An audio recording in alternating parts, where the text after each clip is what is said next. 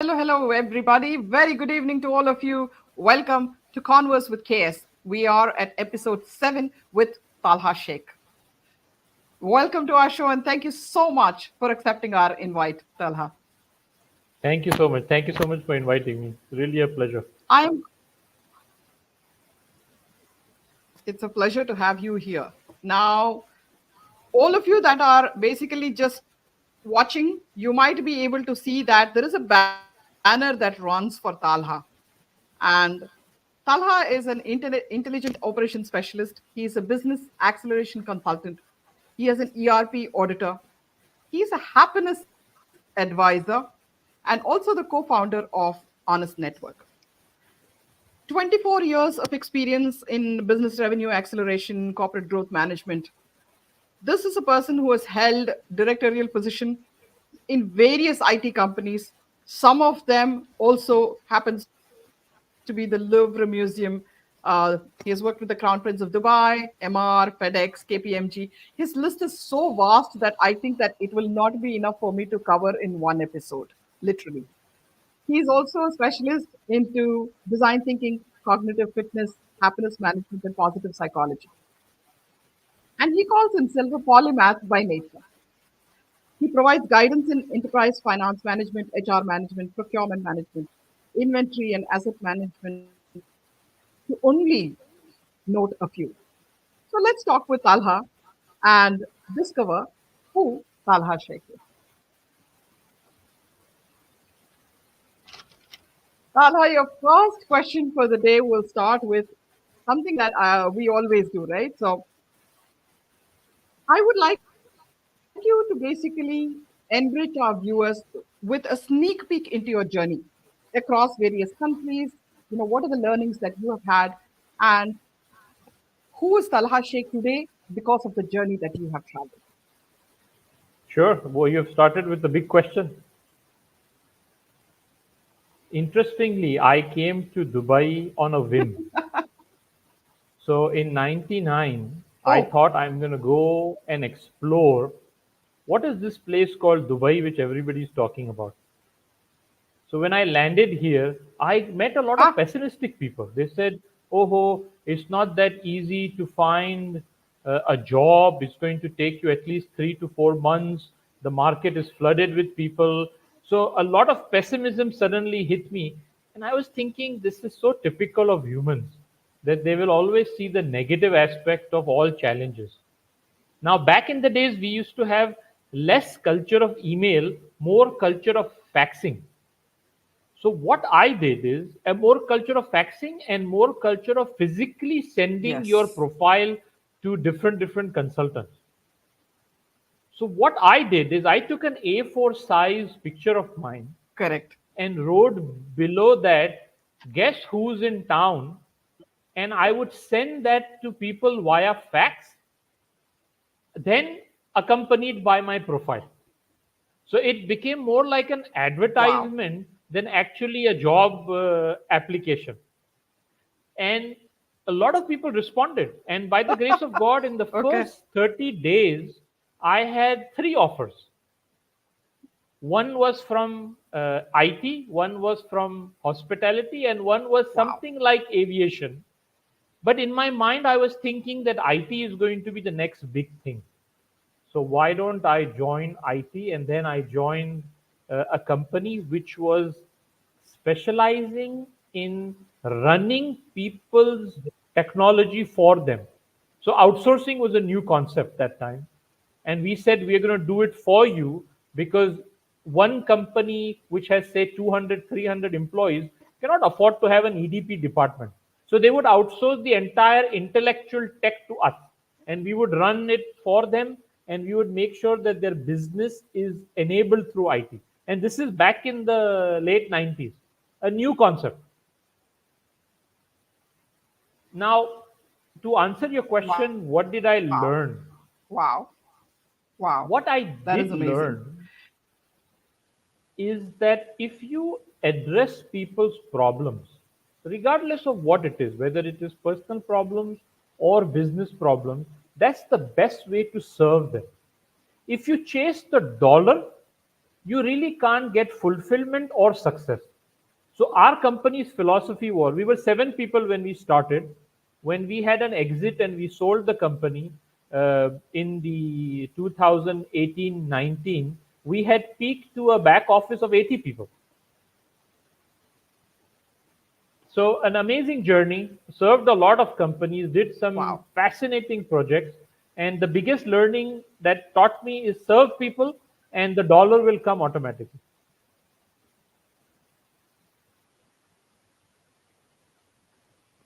Perfect. Perfect. What a beautiful way of putting it in, I think, into perspective. Your journey and the way you've put it into perspective is just Talha like, I would say, as always. Thank you so much. Thank you so One of the much. things that I would like to sort of touch base upon, because we are a social impact show and we talk about a lot of things that are very important, right? I know that you have your children and they must have been very, very young when you were working, and I know that you must have had that constant projects, because these are very intense projects and there must have been a lot of late night with work. How did you manage parenting and the challenges? Because generally when it is daughters, they would love to have that special bond with the father. And I mean, whether it is parenting, and also I think it is combined parenting. So how did you manage with this? And your take on how else could it have been, or how other parents who are younger today should be able to manage? Okay, so what happened is when I got married, and I'll tell you why I'm telling you this is because you'll understand how I operate. I'm a big believer that in this era of knowledge, everything is a science. Whether it is parenting, whether it is running a company, whether it is using technology to excel, everything is a science. We have subject matter experts easily available. I don't believe in the dogma that I'm going to apply my guesswork or my common sense to run specialty things and learn from my mistakes. I'm against that. People believing that learning from your mistake is a good thing, I would not discourage them, but that should not be your primary source of learning. Your primary source of learning should be go to the experts. So when I got married, I was thinking in a few days I'll become a husband. But I have no qualification, I have no understanding, I have no learning what to do.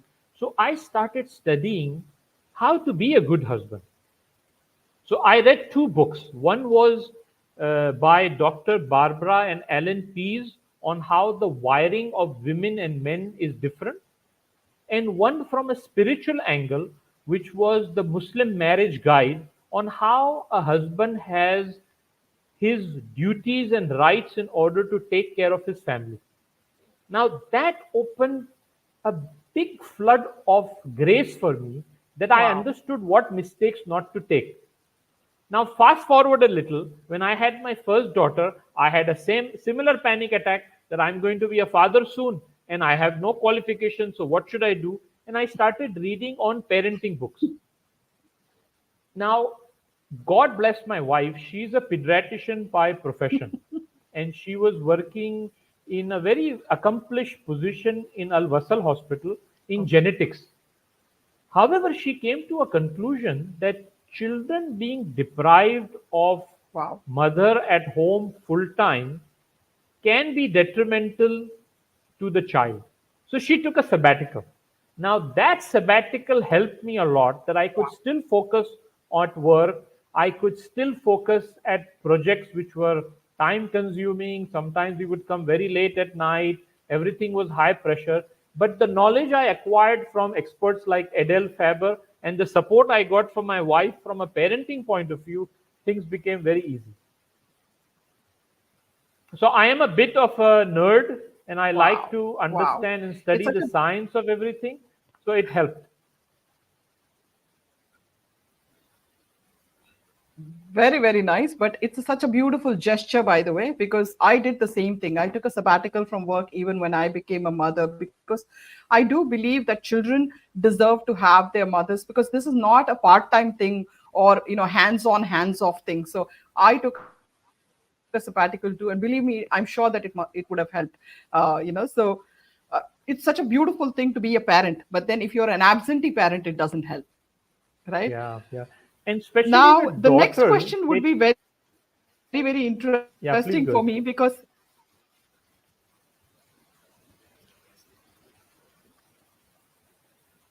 no, go ahead, go ahead. No, I'm saying especially with daughters, the Go ahead. separation anxiety is generally higher. So they say that if you have daughters, you should be a little more attentive and a little more cautious in being around them because their separation anxiety generally is higher. I would not want to say every girl, but it has seen that it is higher than boys. And I have two daughters. Ah, you're blessed then. You're definitely, definitely blessed. You know, two daughters, Absolutely, one daughter is a absolutely, blessing, two daughters, double blessing. absolutely, absolutely. Now, let's talk about something a little different. You know, so one of the things that I would like to actually touch base upon is I know that, I would say, I would ask you about your experience with art, technology, and food. But when I say art, I talk about a very different form of art, by the way. I talk about the art of happiness and the art of appreciation, because I do believe that appreciation is an art. And I know for a fact, knowing you, that you're a huge believer in the art of appreciation and a huge believer in spreading happiness. So, your experience with a combination of this art, technology, and food being an art itself. So, please talk about that. Okay, very good question.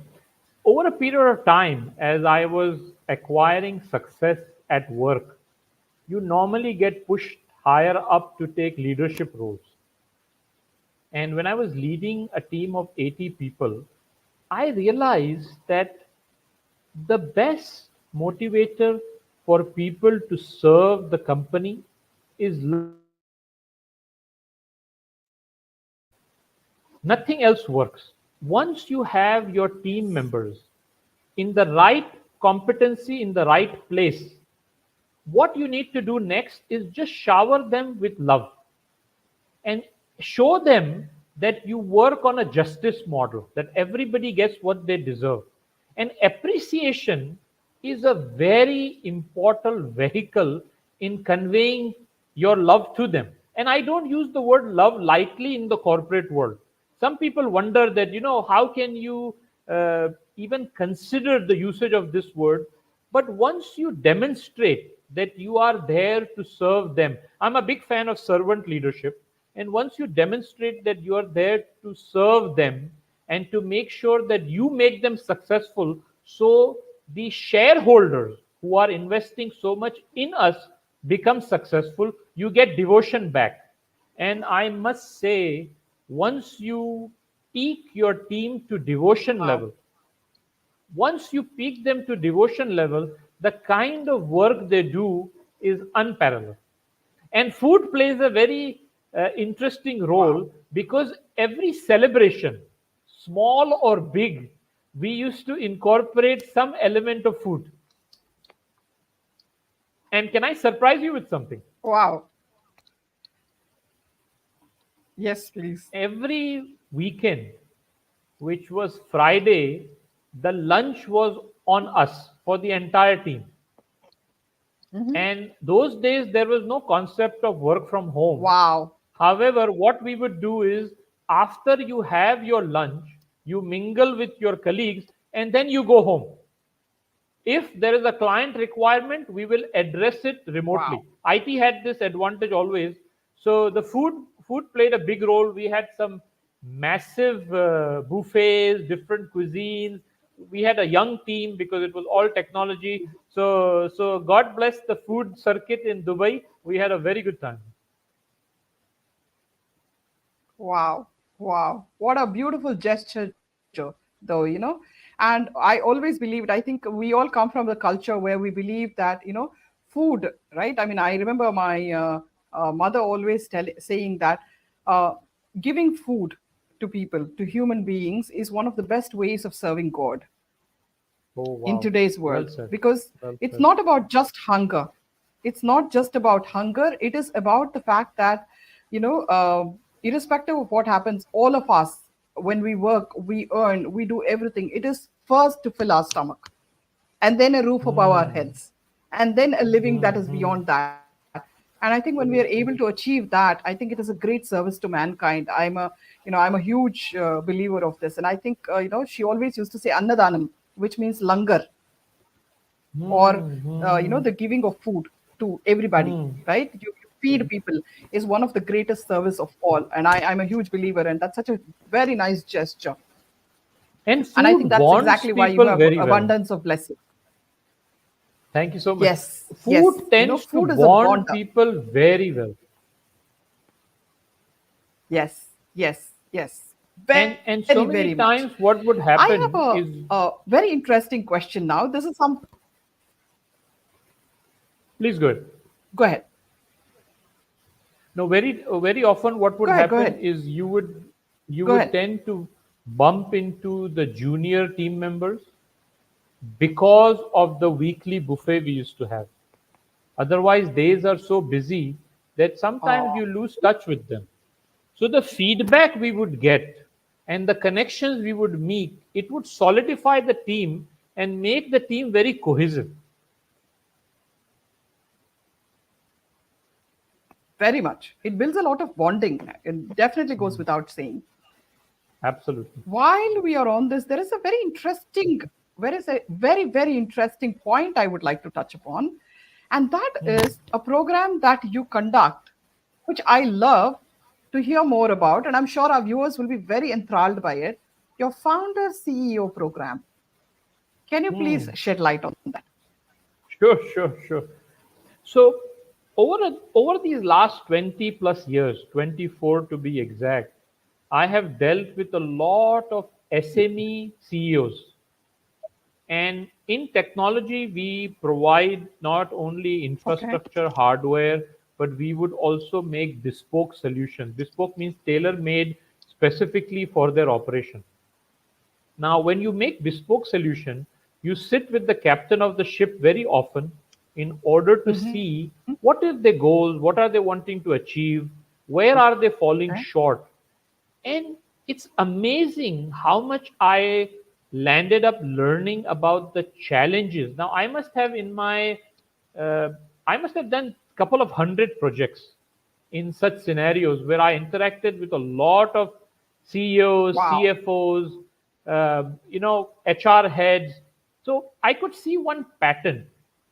I could see a pattern that many times the person who founds the Mhm. company after 2 3 years of success tends to get stagnated because they're still in the founder framework.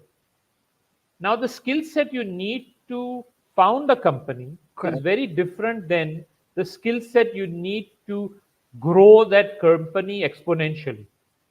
So every founder needs to make that Yes. switch after 2 3 years where they shift from the founder mindset and move to the CEO mindset. That's why I came up with this founder to Very. CEO transformation program. And in that program, we give them a crash course of practical hacks and science of how to be a CEO. And it's a passion project for me. I love the subject. Wow. I love how once you fine tune a CEO's mind, they become more sales centric, they become more employee centric, they understand how to grow and capture the market in the right way instead of fumbling with old mindset. So it's a beautiful thing. I enjoy.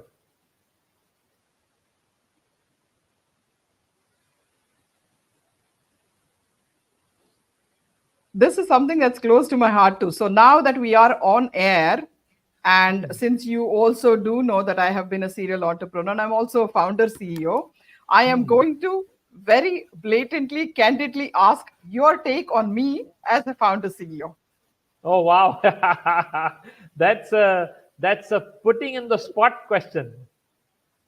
But fortunately, I don't have to. I don't have to be inaccurate, or I don't have to exaggerate in order to compliment you or please you because I am on your show. What I did notice something surprising about you is your understanding of being fair towards your client, fair towards your supplier, and fair towards your team members is exceptional. This is possibly one of the strongest pillar a CEO need to have. And the second thing which really impressed me is your energy level. Oh my God, your energy level, how many things you're doing parallelly is incredible. So if you have a fair CEO who has a lot of energy and has got their eyes on everybody and you're taking care of everybody, I compliment you on that. Thank you. Thank you so very much. Thank you. It has been a journey, and I think I've learned from the best of them. Like I said, so I also have my, what do you call it, my faith barometer, I would call him. So my partner in crime. So my partner keeps me very, very grounded, I should say. Hansab has always been a huge support. And I think, there is this conscious barometer in my head that, I'm answerable to the world in a different way and God in a different way, but I'm first answerable to him. So I will always make sure that, the barometer is just on right. So thank you so much. That is such a lovely thing to say. And I endeavor to sort of improve every single day. I'm sure there's miles to go before I sleep. My That's next amazing. question That's amazing. will have to be on something very interesting, because since I believe in this, innovation and sustainability. Your take on it, because I know that you whenever I've spoken to you, you seem to be a fan of innovation. This is something that I would love to, because today the world is going through a whole lot of challenges in terms of greenhouse gases, and we have global warming, and then we have so many issues, right? So, in terms of innovation and sustainability, and how to sort of use technology to innovate, whether it is in healthcare or whether it is in our everyday lives, your take on it, please. Beautiful question and very relevant, especially since COP28 is running. What a lot of people are missing is that innovation and technology, or you can say innovative technology to support sustainability, already exists. AI has taken things to the next level. Let me give you an example. Urban development is happening everywhere, whether it is developing countries or developed countries. The pace of urban development is very fast, and people are loving large, big projects, especially towers and constructions and so on and so forth. 40% of carbon emission and sustainability challenges are coming from tall towers, which a lot of people tend to miss. Now, let me surprise you with one thing. The way a building is built, or a way a tower or a mega project is built, can use technology to be green oriented. But what is the biggest challenge is once the operation of the tower Okay. starts, consumption of energy due to wrong practices, due to wrong maintenance of large assets and equipments is a big crime when you see from a sustainability point of view. We have now AI driven technology which can make every AC unit, every generator, every water pump, every drainage machine talk like a human. And they can speak when they are not well. So if I am a generator, I'm going to using the technology cry and complain that I am consuming too much electricity. Now, when you have technology making all these assets and Wow. equipment behave like human and speak like human, the control you have of not spoiling your sustainability goal becomes very effective. Imagine even the smallest device in your tower, which is Yes. Yes. consuming electricity, can let you know without you checking the device that I'm not well. Please help me. Hmm. Please fix me. It's a very human level we have brought these equipments to. Wow. So innovation is a big supporter of sustainability. Correct. Correct. I definitely do believe that. And many times I think that, people are averse to technology, but then technology can be a boon and a bane. Yes. So if you can use it as a boon, I think we can do a lot of things. Absolutely, We absolutely. can really help Plus, mankind with it. you know, One bad of the things that I would maintenance love to, makes you yes, love to, bad maintenance and neglecting infrastructure makes you throw away things much sooner because their life cycle shrinks. That is such a huge impact on our environment. Huge impact. yes, yes, So please go ahead. I interrupted you. very huge impact. Environment is something that has been given to, yeah. No, that's okay. Environment is something I think that is the onus is upon us. The nature has been created by the creator. He has given us such a beautiful, universe to protect, not to perish, not for us to be destroyed.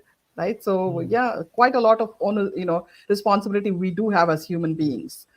Um, you did something wonderful, as a matter of fact, very recently, and she is actually going to also be my next guest on the show, and that is Sophia Manarolis, right? Now, Hmm.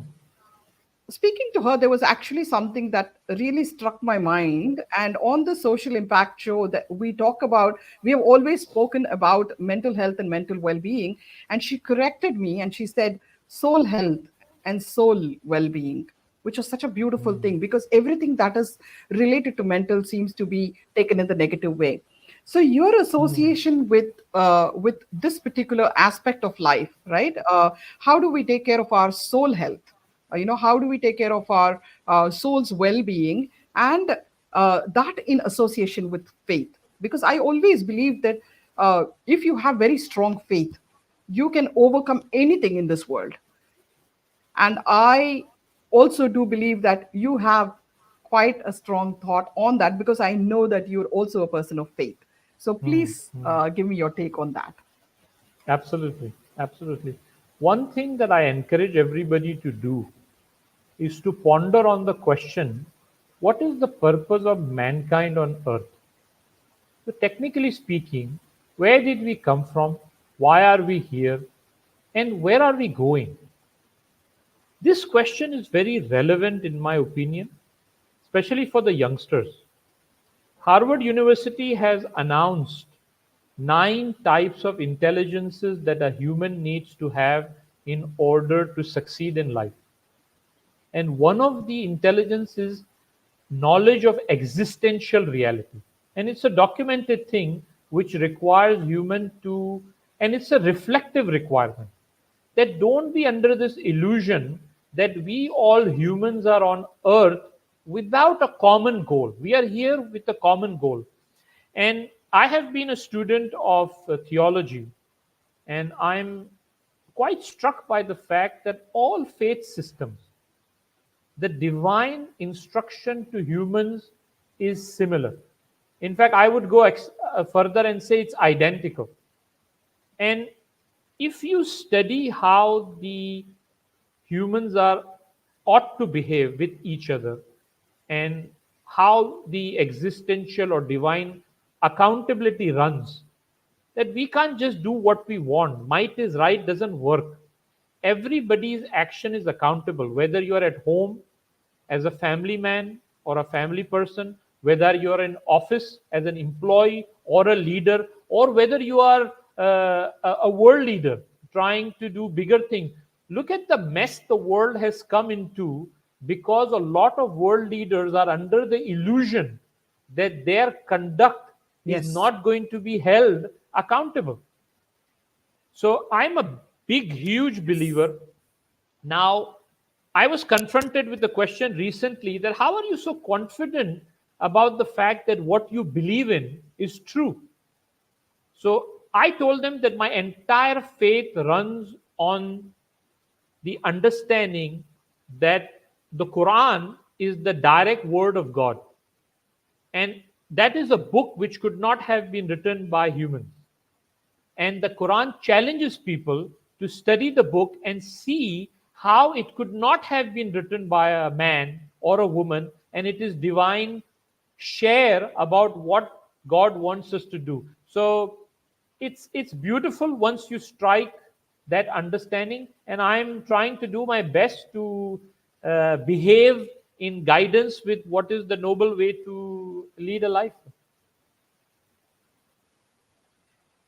Thank you so very much, because that was such a beautiful answer. Couldn't have been summed up better, couldn't have been said better. And you know my thoughts, and hence this answer meant a lot more to me than anything else, because I am a person of faith to a very, very great extent. And I agree with every single point that you are saying. And it is important to note that, because it is true that every single teaching through scriptures has always been to serve your purpose for mankind.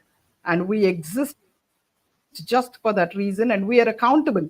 We have to be accountable. If you're not accountable, then of course you see the results of being unaccountable too. Thank you so much for that lovely piece of advice. I will next go to the next question, which is very much closely related to this. Talha, by the way, to the rest of the viewers who have just joined in and who have been listening to us, he is the co-founder of this amazing organization, which I am also, I would say that I have the honor to be part of, is the Honest Network. I would love to know more about the Honest Network, Talha. Oh, thank you so much. This is something which is very dear to my heart. My partner and I have always wondered why honest people feel ostracized in the professional world, why they feel isolated, and why they feel unappreciated. Two, three things came to surface. Number one, the honest people are from some circles expelled because their value system conflicts with those who are greedy and exploitive. So there is one isolation because of that. The second thing, sometimes the honest people compare themselves with dishonest people in the professional work, but they tend to overlook that the people who are dishonest are also very hardworking, they're very driven, they're very ambitious. So when they win, it is not that they win because of their dishonesty. They win because of their drive and their hunger. So what we want to encourage is, let's take a pool of honest professionals, get them under one umbrella, join hands with them so we have a community strength, plus start making them stronger in terms of their skill set, in terms of their approach, in terms of their ambition and drive.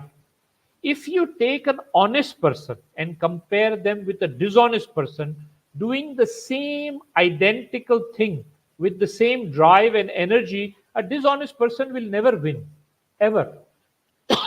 It's impossible, because even dishonest people want honest suppliers, honest service providers.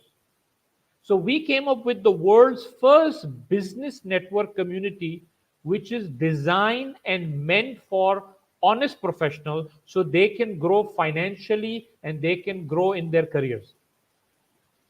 So that's the thought process behind the Honest Network. What a brilliant thought. And I am so honored that you started it, and I'm so happy that you started it, because I always believed that we can definitely do honest business.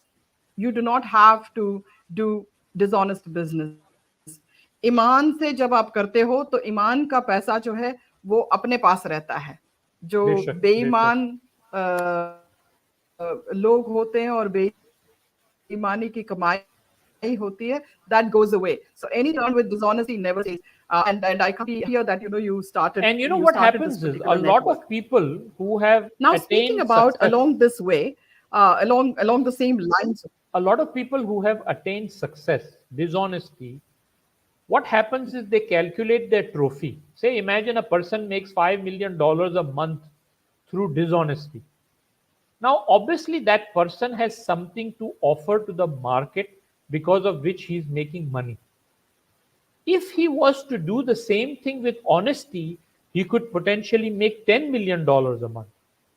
Now, instead of celebrating the $5 million, if they wake up to the understanding that they're losing the potential they have of the additional 3, 4, $5 million, they would be shocked that why are we celebrating which is coming easy? Why don't we strive to be honest and peak our right potential? So dishonest people are under a complete disillusion.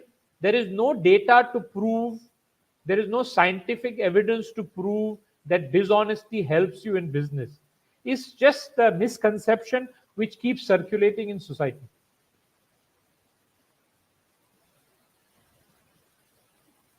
I totally agree. Totally agree with you.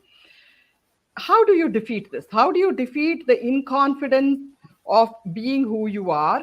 And how do you, and I think with inconfidence, many times I believe that, generally people who are inconfident, who have an issue with self esteem, who have an issue with faith, and who have a problem with believing that they can actually lead this life properly, do tend to sort of slip over the other side very easily. How do you defeat this particular urge to be someone else? See, one thing that people need to wake up to is that there will always be disproportionate income and wealth amongst humans. Some people will make a lot of money, some people will make less money. That's how divine tests you, by giving you more and giving you less.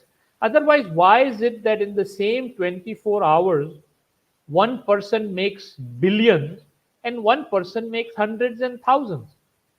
Of course, there is some disparity of wealth distribution also due to political corruption. But in general, you will see that some people with the same 8 hours, 9 hours, 10 hours of work make a lot more money. Some people make less. Once you realize that every individual is unique in this puzzle and their contribution is the collective effort of doing good, whether socially or professionally, then you don't have this issue that I am less and the other person is more.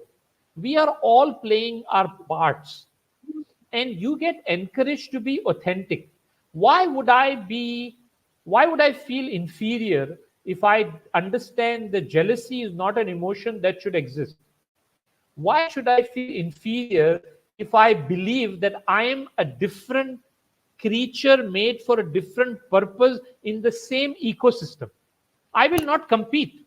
And jealousy, competition, unrealistic understanding of how the world works makes you weak.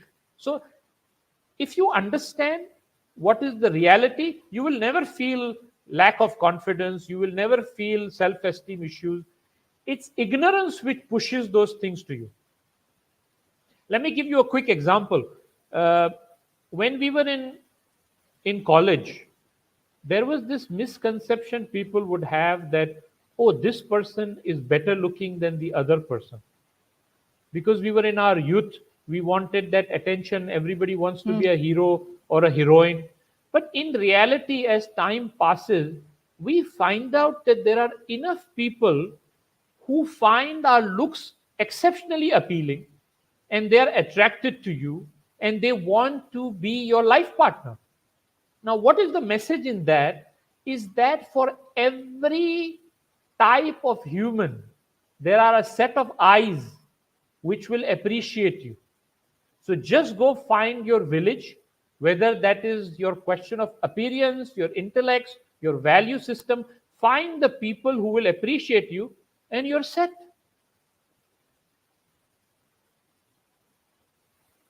Yes. What a beautiful way of putting it. What a beautiful way of putting it. Thank you very much. Now, I would like to ask you a very interesting question. The interesting question would be, what is it that the world does not know about Talha Sheikh? There is so much that people know about you, but we always on Converse with KS reveal a secret about our guests. So what is it that people do not know about Talha Sheikh? What is the mystery behind Talha Sheikh? Okay, there is something which is unusual. I wouldn't say it's a mega secret, but it is unusual. People think that I'm a new entrepreneur. What they don't know is that my journey in the professional world started through entrepreneurship. And something unusual happened. When I finished my schooling, before you go to college, in Mumbai, you get 3 months holiday because that's the transition phase. So my father said, you cannot sit idle at home, you have to do some work. So what I decided is that I'm going to open a mango fruit boutique in my neighborhood. So this is the first time that mango was sold in a store and not in the fruit market. And I'm talking about late 80s, early 90s. Now, what surprised me is one day my dad came and he said that you're selling a fruit which is a premium fruit considering the middle class and lower middle class of Mumbai. So if you sell a fruit and the client goes home and cuts the fruit and the fruit is spoiled from inside, you will replace it. And I was like, Dad, this is a perishable item. In this business, this is nature. You cannot replace a fruit just because it's fine from outside. If you cut it from inside, this is natural. Some fruits will be black or gray or will have some growth inside. He said, nothing doing. We cannot be business people who don't protect our client. So I was very surprised. He didn't Wow. listen to me. He forced me that every time a client took a fruit home and the mango turned out to be spoiled, जो कहते हैं ना खराब हो गया है, so they bring the mango back and I'll give them a replacement for free. Now, even against my wishes, I did it because it was my dad's order, but I saw something surprising. We became famous in a very short time because the entire neighborhood was shocked that there is a person selling mangoes who does replacement.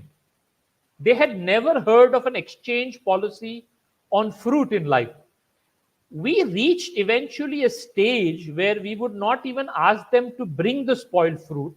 They would just come to the shop and said, we took a dozen, three were spoiled, and we would just give them three on good faith. And contrary to my initial Wow. fear, our business went crazy. Everybody would just buy from us. I had people bring their teenage children and say, look what this child is doing. They would give me credit, even though the credit should go to my dad. But this is one aspect of my entrepreneurship that a lot of people don't know. But I'm quite happy that my dad forced me to do this. Possibly I should be in some Limca book record being the only Indian fruit seller who used to give exchange of fruits.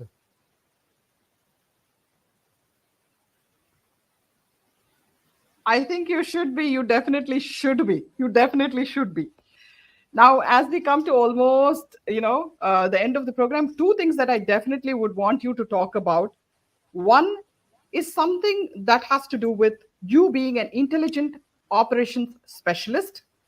And for me, the happiness strategy roadshow that you run, where you are a happiness advisor. I want you to touch base upon these two because people who are viewing us, who are business owners and probably universities, or they can adapt this program, and I am happy to be associated with you on this. So please shed your light on this so we can actually maybe do this for the world. Sure, thank you so much. That's I'm. These are all projects and initiatives that I'm in love with, and it doesn't seem like work. Now, intelligent operation is a very solid concept which is followed in oil and gas industry. People tend to use this to their advantage. I have brought that to the SME segment.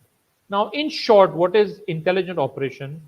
Is an implementation of technology by which the CEO Okay. can see their operations, their costs, and their revenue with a click of a button live. There is no human intervention. So, in a nutshell, they can see all their business risks Wow. and opportunity through data which is evidence based. So, this is what intelligent operations is, and I help CEOs and CFOs to implement this for their companies in order to do their best and have sustainable competitive advantage. It's a beautiful it's a beautiful way to run business. It's a smart way to run business, and anybody who doesn't follow this is missing out. Now to your second question, the happiness strategy roadshow in 2021 and 2022, I was struck with the idea that I should study happiness. And I studied from Harvard University four things. I studied cognitive fitness, positive psychology, managing happiness, which is the science of happiness, and also corporate stress management.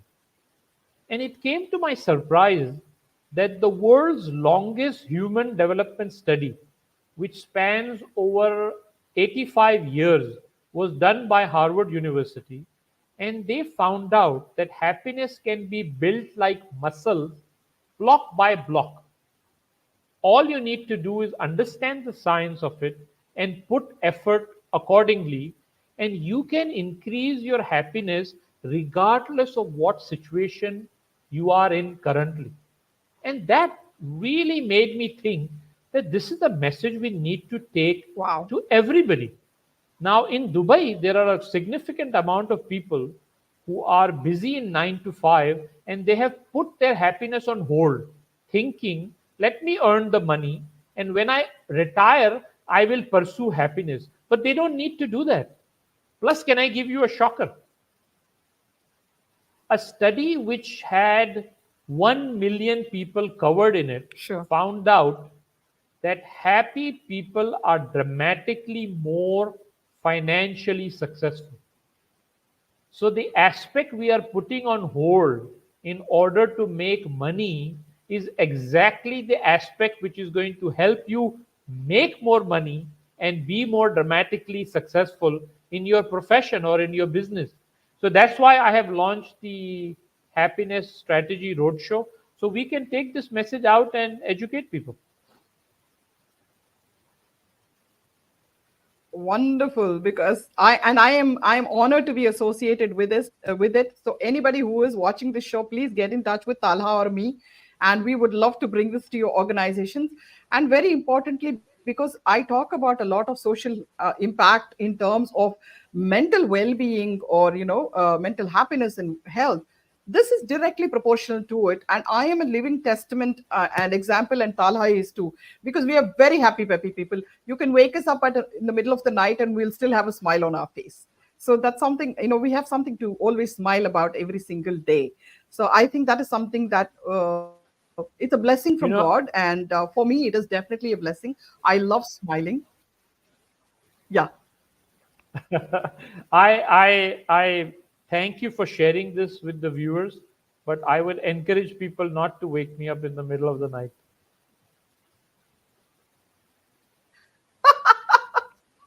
Okay, then I will ask them to wake me up in the middle of the night.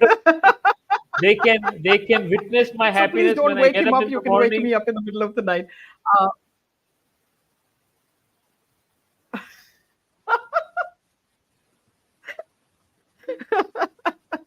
Definitely. Thank you so very much, Talha, for such an amazing, amazing, amazing interview. And I don't think I will still get enough time to cover everything, because there's so much that you have on your plate to offer to people. We come to the end of the program almost, and this is one of the rarities of Converse with KS. So Nurture Life has been very, very kind to let me build the concept of the show. So this in this concept, I bring in one difference by giving the guest a chance to ask the host two questions, because it's always the host drilling the guests. So I thought it has to be something different. So you get to ask me two questions. Oh, wonderful. Okay.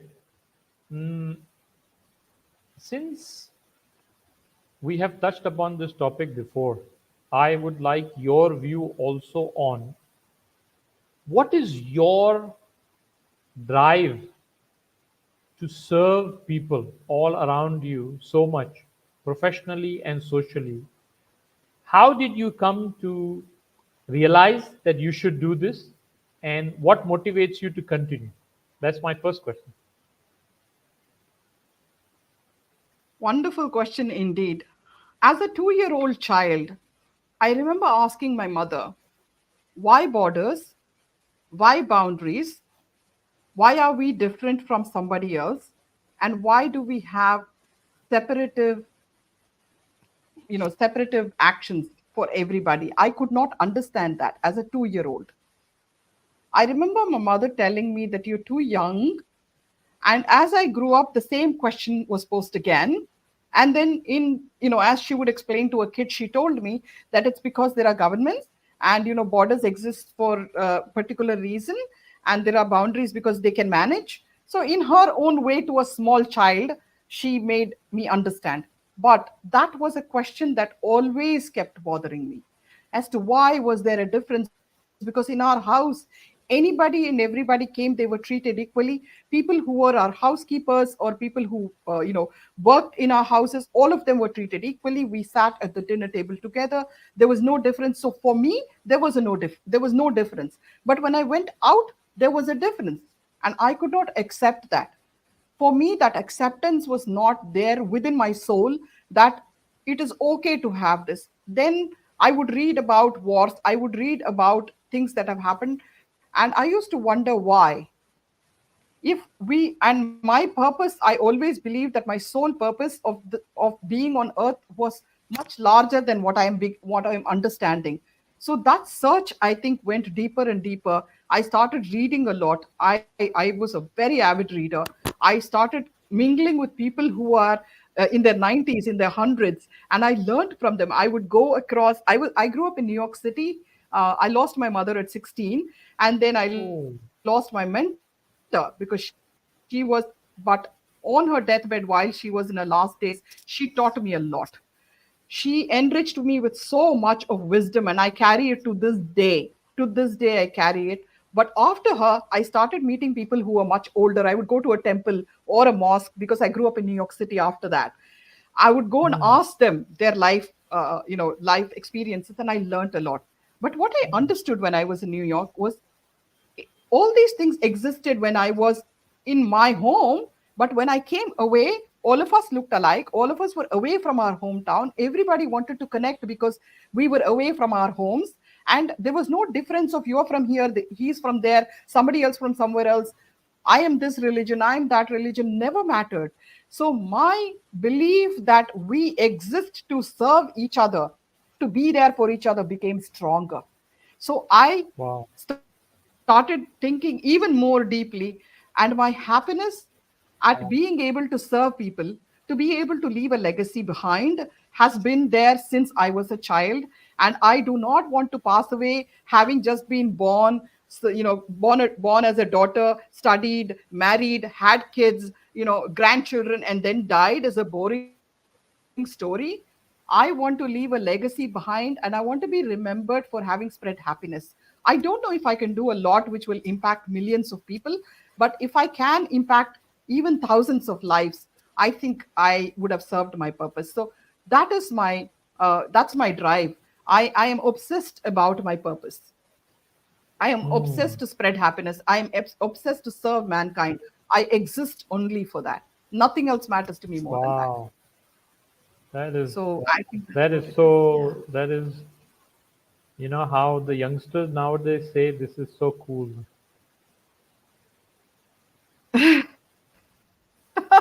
So it is I don't know if it. I mean, there are people who used to think that. By the way, that yeah, they used to think. By the way, there were people who did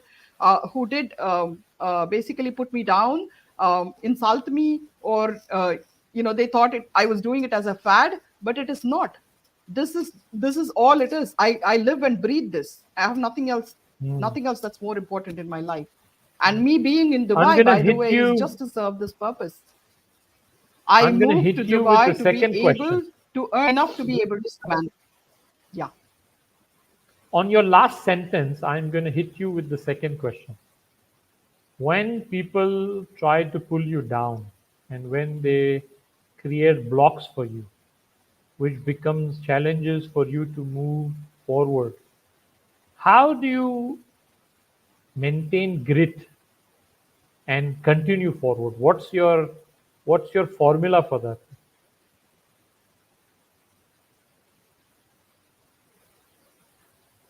My greatest formula for everything that I do and to wake up every single day in and day out, every single moment is faith. Pure faith. My faith, जिसको कहते हैं ईमान, right? But it is not just faith that is important, it is practicing your faith that is important. Amal and Iman have to go together. So every day I practice faith.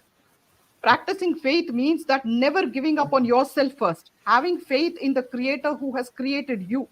That strength that is within you, that is your soul. So I made a statement very recently that this body is my coffin, it carries my soul. My soul is alive. My body Wow. remains alive until I have an expiry date. So I am like the spring. That is, So the more life pushes me down, I bounce back every single time, higher and higher and higher. My faith is in the human beings around me. When I see people like you, when I see people like Hansab, people that have been associated with me, who are amazing human beings, I have to exist for people like that around them to be able to spread this goodwill to the rest of the world.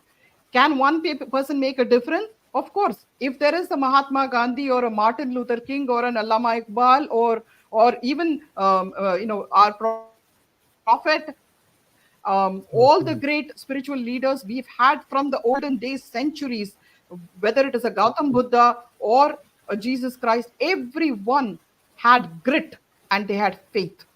Nothing else. No matter how much they fell down, they woke up and they ensured that they served humanity.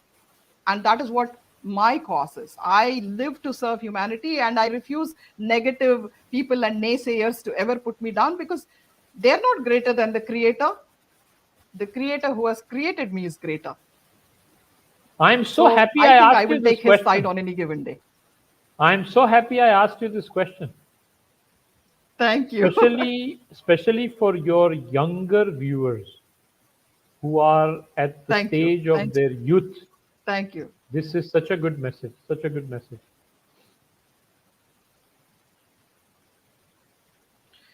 Thank you so very much. Because this is important because, people tend to forget that we have been young.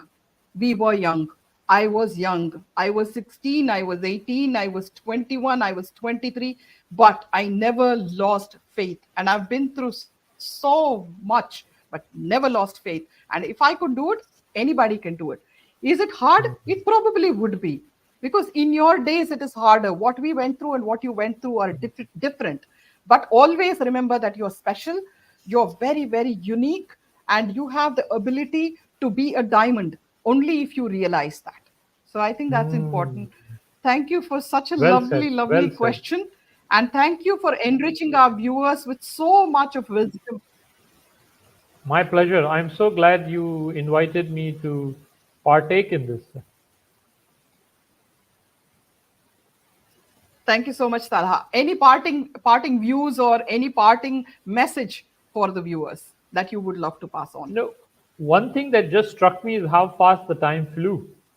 It doesn't seem like we have been speaking for an hour. But my Most definitely. parting message would be for the viewers to listen to your last answer again and absorb that to its full extent. That would be my parting message. Oh, wow. Wow. My gosh. That's a huge thing to say. Thank you so very much. Thank you. Thank you, Thanks a Talha. lot. Thank you very much. And to So all the so viewers nice. who have watched us today patiently, thank you so very much.